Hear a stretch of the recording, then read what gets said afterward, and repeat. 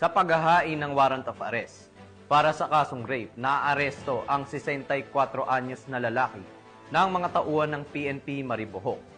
Ang report mula kay Patrolwoman Judith Nicanor. Voluntaryong itinahan ng top 1 most wanted person municipal level na may kasong rape ang kanyang sarili sa mga kapulisan ng Maribojoc sa mismong tanggapan ng Maribojoc MPS nito lamang nakaraan. Kinilala ni Police Captain Alfredo C. Liguayan Jr., Chief of Police ng Maribojoc Municipal Police Station, Bohol Police Provincial Office, ang wanted na suspect na si John, 54 anyos na residente ng Purok 3, Barangay Handig, Maribojoc, Bohol. Batay sa ulat ng pulisya, ang suspect ay naaresto sa bisa ng warrant of arrest para sa kasong rape na walang rekomendadong piyansa. Kasulukuyang nakapiit sa Maribojoc Custodial Facility ang suspect para sa dokumentasyon at tamang disposisyon.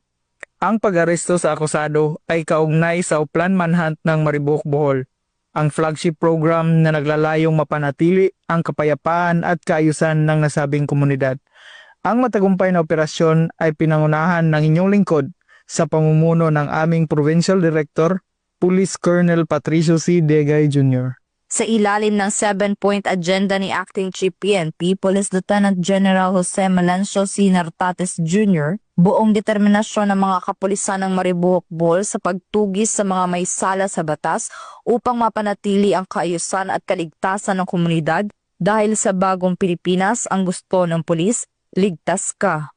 Mula dito sa Central Visayas, ako yung Police News Network Correspondent Patrolwoman Judith Nicanor, alagad ng batas, tagataguyod ng Balitang Pulis.